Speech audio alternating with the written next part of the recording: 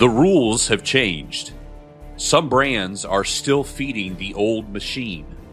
More pages, more output, more noise. But when search becomes summary, when a question becomes an AI answer, and when a buyer goes looking for clarity, they disappear. Because in the SEO Shadowlands, two monsters are feeding. Bot bait lures brands into building for systems instead of people. Prompt pirate hijacks the path between question and answer. That is why Technomancer enters the field. And who am I, you ask? Well, I'm Bam Man. Welcome to BAM, the show conquering sameness. To mess with this city. BAM!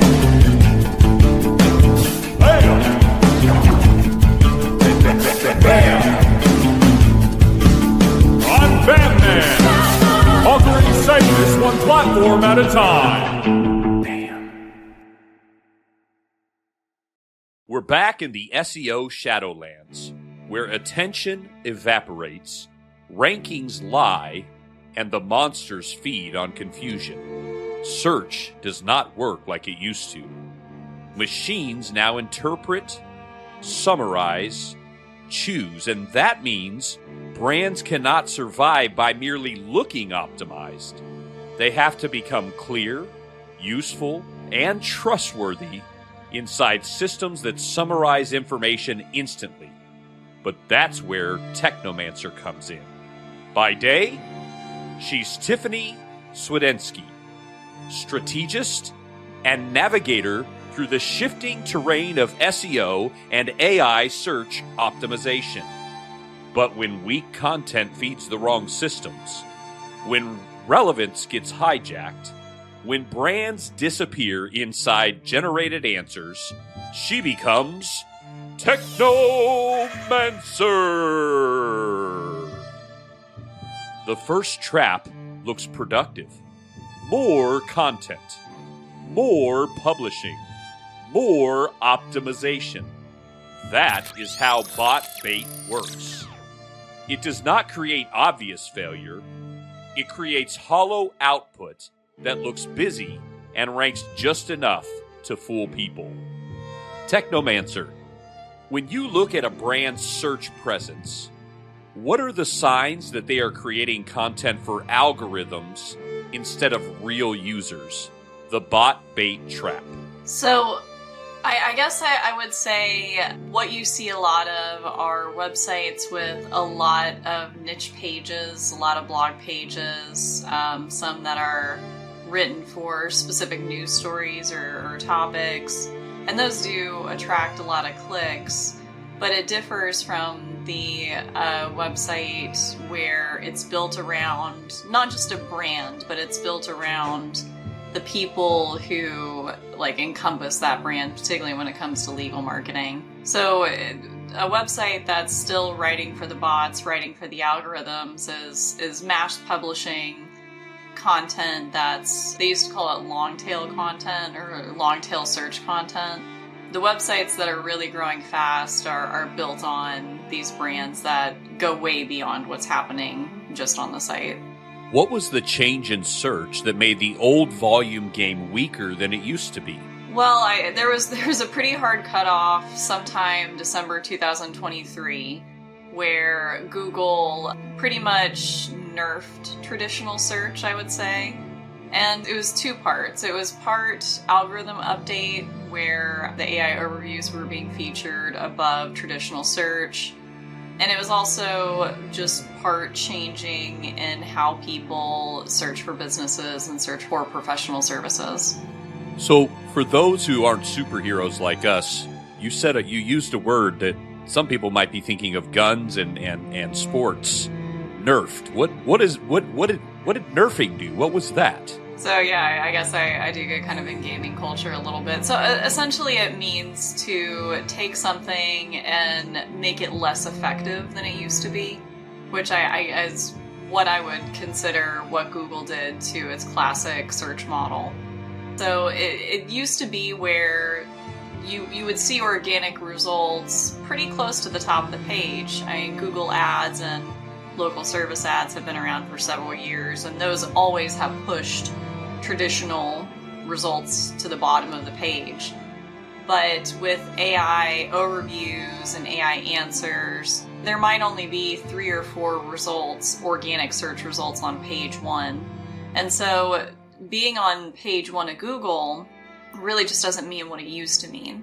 And so I had to long answer to your question, what does it mean to be nerfed? That's what Google did to organic traffic throughout the world, essentially.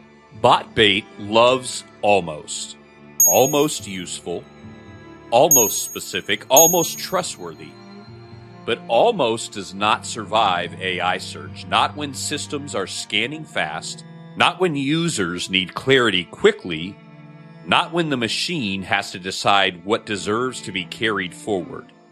Technomancer, what makes content feel like it has a weak signal, generic or AI-driven, instead of genuinely useful? I mean, the short answer is length.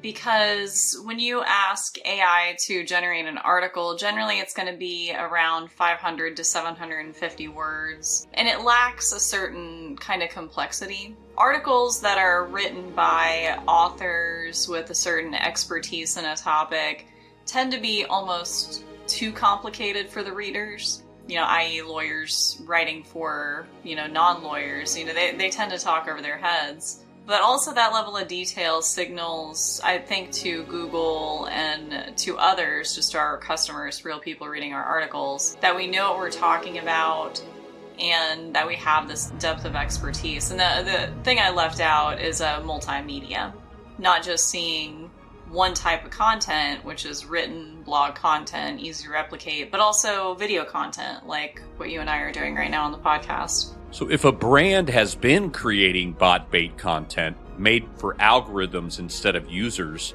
what is the first thing that they should fix? I think pretty much everyone needs to stop thinking about SEO in terms of blogs, backlinks, websites. Really, Google isn't ranking your website, it's ranking your brand. And so you can write as much content as you want. It's probably not going to hurt you. But I think maybe consider what's a better use of your time, your money, your marketing team's time. And so, if you're creating bot bait content, start to rethink what is really important for SEO, because it tends to be these things that are harder to replicate within marketing. Like video, like you mentioned earlier. What are some others? So like video, like I mentioned, or like, community marketing that law firms can do. If you do a community marketing event of some kind and you do a video about it, you write an article about it, that's something that nobody can copy and paste and put on their own website. If you do a sponsorship with a local athlete, a college athlete, you do an article about it, nobody is doing that same sponsorship. You can only write that content. So I guess, you're creating the content, the news for your business, and then, using that to make website material that, again, nobody else can copy and paste. So contextualizing it locally is what I'm hearing. Well, contextualize it locally, but just engage in the community, do stuff. It's really easy to write an FAQ blog about, what to do after a car accident, but it's really hard to put on a pet adoption event, to sponsor it, to get people to show up, and that kind of effort and output is really what's going to get people to notice you and get Google to notice you. Then comes Prompt Pirate. A real person asks a real question, but before your value reaches safe harbor, Prompt Pirate raids the journey. He strips context, he grabs fragments, redirects meaning. The user still gets language, but your brand just does not make it through. Where do brands usually lose visibility when AI search starts summarizing their content, the Prompt Pirate moment? So it's important to understand that AI most likely isn't specifically summarizing your content, you as a law firm, but it's synthesizing answers to questions where, every law firm in the United States has contributed to the content. And so, writing an article about like what to do after a car accident and somebody prompts that, there are 1,000 other law firms who have written that same article, and what AI will tell the user is going to be the average of all those articles that have ever been published effectively, right? And so that's another place where, your brand's probably not going to come through there just by writing content and publishing that kind of content. But it is definitely going to come through if there's an article written about your community marketing efforts published at 3 to 4 different local news, stations, and on those charities' websites and on social media where you've been tagged by other people. And then somebody goes to ChatGPT and says, here are the best lawyers near me. You have more visibility on the internet because of those things, so you'll most likely be recommended. So I think that's probably the better way to think about it, how to get your brand to come through. So, and again, correct me if I'm wrong, but I'm hearing the new backlink is actually being covered by other groups, organizations, outlets locally. Like, these are the backlinks now. It's not about this website abstractly across the world that gets you to site and back, but it's actually, again, I think we're hearing something that I haven't heard in this AI sort of overtaking, which is local context. Your practice, your brand needs to be contextualized locally.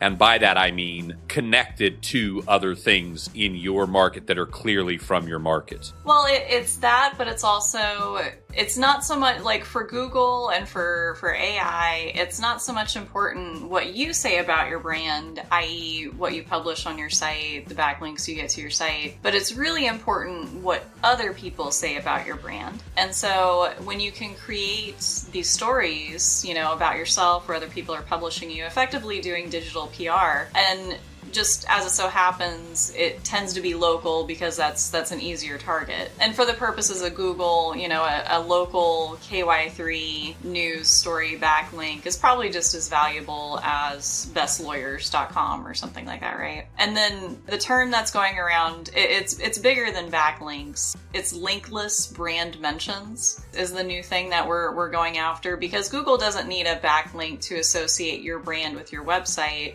It can associate just the plain text. And so if your brand is mentioned and that matches name, address, and phone number on your website, then it enhances your EEAT and your visibility. What makes a brand's content harder for AI systems to pirate or use in the results without giving any sort of credit? If you mention, the people who are working at your law firm, yourself, your attorneys, you mention names where it's appropriate and applicable. You talk about, cities, states, locations. Again, we tend to go hyper-local because local means specific. And so the more specific that you can be with your content, again, we're trying to make something that another person couldn't copy, paste, change a few words, and reuse it on their site, no problem. The more individualized and personalized to your brand it is, the difficult it is for somebody to talk about that same thing without mentioning you. The terrain keeps changing. Old maps do not hold. Some brands still treat SEO, AI search, and content like separate paths through the Shadowlands. That is when they lose the trail. But when a brand enters the SEO Shadowlands and tries to improve SEO, AI visibility, and content all at once, what do you look for at first to see if the strategy is actually working? Oh, that's tough. I used to say website traffic because we used to get website traffic, and we really don't anymore, unfortunately. There are a lot of third-party tools like Ahrefs or SEMrush that'll score your brand and give you something like a domain rating or an authority score. And those are usually pretty good leading indicators that the website is trending in the right direction, because the higher your domain authority, I think is what it's called in Ahrefs, generally correlates with how many calls, how many leads, how many cases that you're getting. And I'm saying this as somebody who's worked with law firms in this personal injury space and has tracked both those metrics for each one. And generally as we increase, domain authority, I think, is just a neat little way of saying like our brand's reputation on the internet, how visible we are. The higher that score is, the better the law firm tends to do, and it's as a result of good SEO or AEO. The monsters love dashboards. Traffic's up, impressions are up, output's up. Enough motion to make the team feel safe. That is how BotBait and Prompt Pirate keep feeding. What is the most misleading metric that makes teams think that they're seeing results even while these monsters are still feeding? Well, one that's news recently is impressions within Google Search Console. Google Search Console is a useful analytic tool for websites and brands that'll tell you how you're doing, what you're rating, and it's essentially information straight from the horse's mouth, Google, right? But just an example, something we already knew, if you're talking about impressions just means the number of times your website potentially ranked for a search query. You could have been on page 1 or you could have been on page 20, and the person maybe never saw your content, but you still get an impression for that because you were on page 20 or you were on page 15. And so, sometimes if you're new or you don't know, you can take that impressions metric very literally and assume that many people are seeing your content, when it's not necessarily the case. And, really, there are metrics that we look at to tell if the law firm is doing well, and those tend to be phone calls, leads, qualified leads, signed cases. And then there are metrics that we look at to diagnose issues within the marketing channel. And so those metrics aren't necessarily useful to the law firm owner and can be used as a distraction. Look, we have an increase here. But, really for me, metrics like impressions, average rating, clicks, like you would see in Google Search Console, those are more diagnostic. The numbers that law firm owners should be focused on ultimately are the ones, signed cases and leads. Technomancer fights in sequence. First, break BotBait. Stop producing content built to satisfy algorithms instead of people. Then, fortify against Prompt Pirate. Make meaning clearer, proof stronger, and authority easier to trace. Once a brand moves away from BotBait content, what should they strengthen so that Prompt Pirate cannot strip away their authority in AI-generated answers? I already alluded to it earlier, but community-based event marketing, B2B networking, cross-promotion, and even social media. We see social media being used as a reference for what a business does and how it's doing. And so what I see with Google search in particular is if somebody is mentioned, if your law firm is tagged in a post by another business, the other business posted it, they tagged your business, that will show up in a Google search result for your brand's name. And it tells us that, those kind of social signals, it may not get you more traffic, it may not get you more cases, but it's a show of authenticity that your brand is connected and real. So shifting to community events and B2B networking and ultimately tying it together with social media. Every mission leaves behind a weapon. Give anyone who finds themselves in the SEO Shadowlands one thing they can carry back to their team. Something that tells them whether their content will actually be cited or just summarized and ignored. Pay attention to your top level website pages. That's your homepage, your practice area pages, your location pages, case result pages. Those are the pages that ultimately Google cares about the most. And those should be the most thorough and the most detailed, the most well linked within your site, and most obviously positioned within the top hierarchy of your website as it exists in the website server. You know, don't worry so much about how many blogs you can publish a month, a week, a year.